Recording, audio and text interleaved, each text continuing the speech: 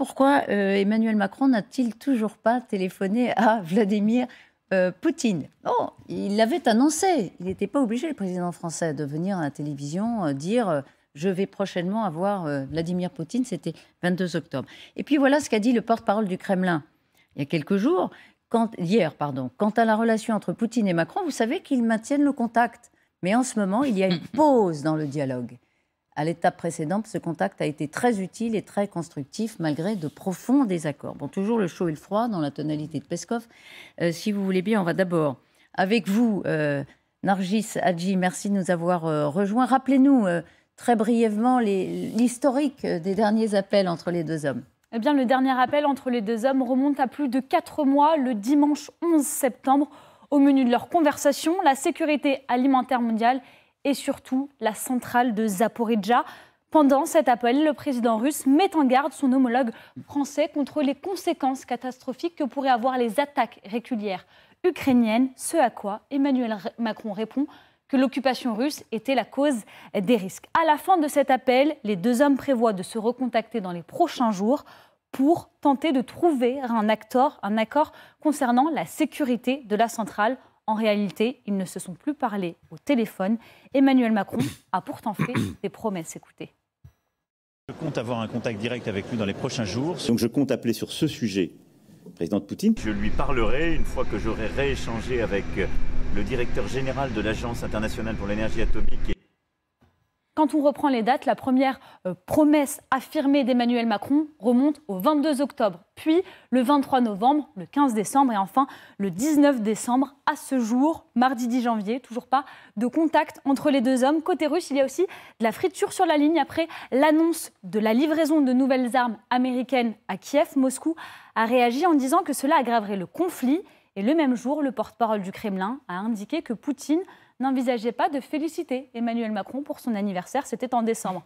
Quelques jours plus tard, Peskov a tenu à souligner qu'Emmanuel Macron, Olaf Scholz ainsi que Joe Biden seraient privés de sa traditionnelle carte de vœux pour la nouvelle année. Voici ce que déclare le porte-parole du Kremlin. Ces homologues ne nous envoient pas de vœux. De fait, nous n'avons aucun contact avec eux. Et compte tenu des actes inamicaux qu'ils entreprennent en permanence, le président ne leur enverra pas de vœux. Merci Nargis. Alors c'est vrai qu'il y a quelque chose d'un peu dérisoire, d'un peu enfantin, que le Kremlin prenne la peine de dire à lui on lui a envoyé des vœux et à lui on ne lui enverra pas de vœux. Quelle est la valeur de ce détail, de cette précision par Peskov?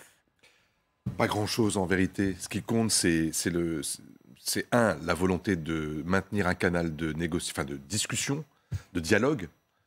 Et deux, le contenu même de ces discussions une fois qu'elles ont lieu. C'est pour ça qu'Emmanuel Macron, il a toujours dit « je ne discute pas avec Vladimir Poutine pour le plaisir. Je l'appelle quand je pense que c'est nécessaire et il faut qu'il y ait quelqu'un qui décroche de l'autre côté. » Donc ce à quoi on assiste en ce moment, ce n'est pas du tout le fait que le président de la République aurait changé de stratégie vis-à-vis de Poutine. Il a toujours pensé, à tort ou à raison, que c'était utile de garder le contact avec Vladimir Poutine. Parce que s'il y a contact, il y a une possibilité de discuter, de prendre la température, de savoir où est-ce que mentalement et psychologiquement l'interlocuteur se trouve. Si ça n'a pas lieu, ce n'est pas de la faute, en l'occurrence là, de la France. Poutine refuse de discuter avec Macron, avec un certain nombre de ses homologues, et il faut dire qu'il n'y a pas grand-chose à discuter, parce que de plus en plus, vous l'avez bien compris depuis 3 mois, le ton, il est devenu très offensif. Que ce soit à cause des exactions, que ce soit à cause de la centrale de Zaporijjia, que ce soit à cause de ce qui s'est passé. Mais il l'a toujours été, François Clémenceau. Bien sûr qu'il l'a toujours été, mais il y avait cette possibilité ouverte de pouvoir continuer à discuter. Poutine refuse de prendre des appels ou de programmer des appels avec un certain nombre de ses interlocuteurs internationaux. Je vous rappelle qu'il a quand même été boycotté par le G20, qu'aujourd'hui, il n'a plus d'interlocuteurs. Donc, il y a toujours, en France et en Allemagne d'ailleurs, 2 interlocuteurs qui sont prêts à reprendre la discussion si nécessaire et si c'est utile. Mais si Poutine juge que c'est inutile, ça n'aura pas lieu. Donc en fait, ce que vous nous dites, c'est que c'est le Kremlin qui juge inutile aujourd'hui d'entretenir une conversation qui d'ailleurs n'avait pas une énorme utilité, ou en tout cas n'a eu aucun cours sur aucune influence sur le cours de la guerre. Beaucoup Sauf à d'ailleurs. Zaporijjia et encore. Et encore. Il n'y a pas grand-chose. Mais des sujets, il y en a toujours. mais- Justement, il pourrait à nouveau revenir sur la démilitarisation du site de Zaporijjia réclamé par l'AIEA et la communauté internationale. Ça, c'est un sujet entre les deux hommes. Eh bien, il refuse de répondre à ça, Poutine. Grâce au contact entre Vladimir Poutine et Emmanuel Macron que s'est débloqué la possibilité de visite des inspecteurs de l'AIEA à la centrale de Zaporijjia. Et aussi, ça a joué un rôle non négligeable pour la libération des céréales et des engrais qui étaient bloqués, vous vous souvenez. Donc, ça a eu une utilité. Donc, ça a eu une utilité. Là, il n'y en a plus. Alors on peut Il rajouter. n'y a plus rien à une date, négocier, comme dit François. Au sommet de Bali aussi, vers le 15 novembre, Emmanuel Macron nous avait dit au G20 qu'il allait parler à Vladimir Poutine. Hein. Donc il l'a dit vraiment à de nombreuses reprises. Mais il paraît aussi que les Russes sont absolument furieux du film qui avait été fait sur les coulisses des négociations, où effectivement on a vu le dessous des cartes. Et les Russes considèrent que quand ils parlent à un interlocuteur, quel qu'il soit, on ne doit pas montrer justement le dessous des cartes. Donc pour l'instant, on pourrait dire qu'ils boudent, mais à un moment ou à un autre, évidemment, le contact sera sûrement renoué. Et il y a de toute façon des contacts secrets entre toutes les grandes puissances qui sont impliquées dans cette guerre. Même entre les Américains et les Russes. Hein. Alors, il y a eu la fameuse rencontre en Turquie entre les deux directeurs des services de renseignement russes et américains. Et les chefs d'état-major se sont parlé. Exactement. Et les chefs d'état-major se parlent. Il y en a encore d'autres dont on n'a jamais parlé, mais qui continuent à se dérouler.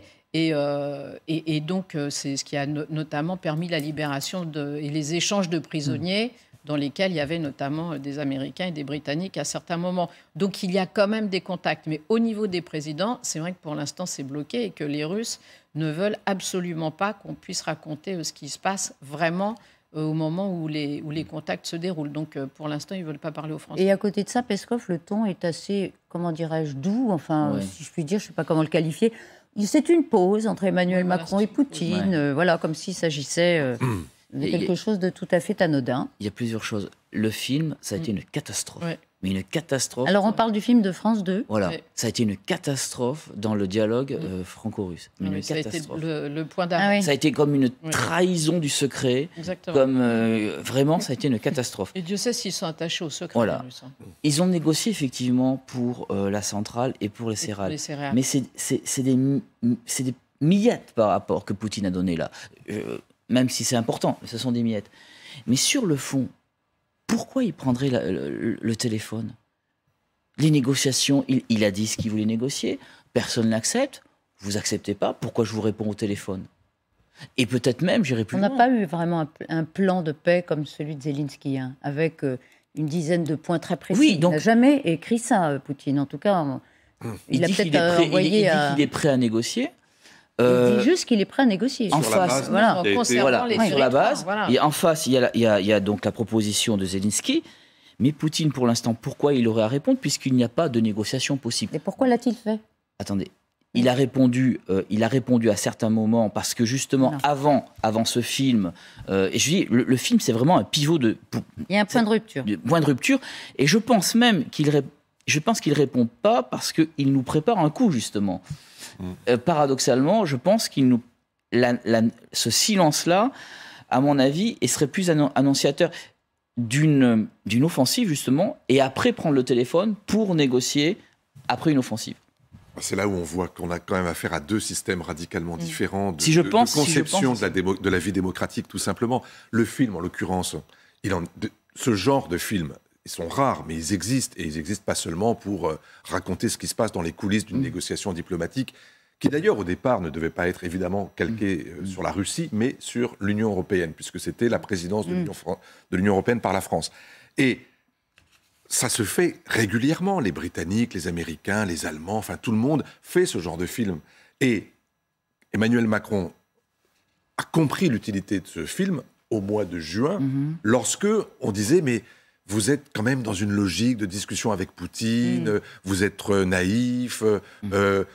Et donc, il s'est servi de la diffusion de ce film pour dire « Mais non, je ne suis pas naïf, regardez, quand je discute avec Poutine, c'est pas du tout par naïveté, je lui dis les choses. » C'était de la com interne, si je puis dire. Exactement. Intérieure. C'était une façon pour lui de rétablir une forme de vérité qui était « Je ne suis pas stupide, je ne suis pas naïf, si je discute avec Poutine, c'est parce que je pense que ça peut être utile. » Point final. Mais c'est vrai que les Russes ont pris ce message exactement à l'inverse, comme une forme de trahison. Sauf que ils savent, eux, contrôler les médias chez eux d'une façon extrêmement ferme et dure. On l'a vu tout à l'heure à travers ce que montre la télévision russe. Ils n'ont pas du tout cette idée qu'on puisse être dans une forme de transparence, que l'on puisse éventuellement être dans une communication un peu sophistiquée. Non. Ah bon, tu as dit ce que tu m'avais dit au téléphone, tu l'as dit à la télévision, donc tu m'as trahi. Ça me rappelle un jour Berlusconi qui arrive à une réunion internationale et qui dit à son interlocuteur britannique « Regarde ce que ta presse écrit sur moi ». C'est débile. C'est débile. On n'en est plus là, mais plus vous êtes autoritaire, plus vous êtes autocratique, plus vous êtes dans l'absence de démocratie, plus vous avez ce genre de réflexe, où vous pensez que les médias servent à ce genre de trahison. Je voudrais le regard du militaire quand même sur cette affaire. Je reviens à ce que disait Nargis tout à l'heure dans son exposé. Alors, il a fait savoir qu'il avait envoyé des vœux à un tel, à un tel, à un tel. Voilà. Un maudit aux Chinois, aux Indiens, à Nicolas Maduro, au Turc Erdogan et aux Syriens Bachar el-Assad. Le Kremlin a pris la peine de préciser qu'eux, ils avaient eu droit à la petite carte de vœux de Poutine. Mais quel est le regard que vous portez plus largement sur ce duel Macron-Poutine et cette nécessité ou pas de se parler en temps de guerre? Je pense que l'essentiel, c'est d'entretenir des relations à quelque niveau que ce soit, et en particulier au niveau militaire, de manière à éviter toute méprise, toute erreur, et à parler entre responsables des sujets lourds et importants qui, comme on l'a fait pendant la guerre froide. Vous laissez la guerre aux militaires. Hein.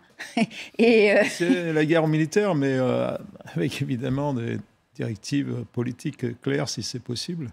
Deuxième élément, je pense que le seul interlocuteur viable, entre guillemets, aujourd'hui pour M. Poutine, ça reste quand même le président turc. C'est un peu le seul qui soit vraiment...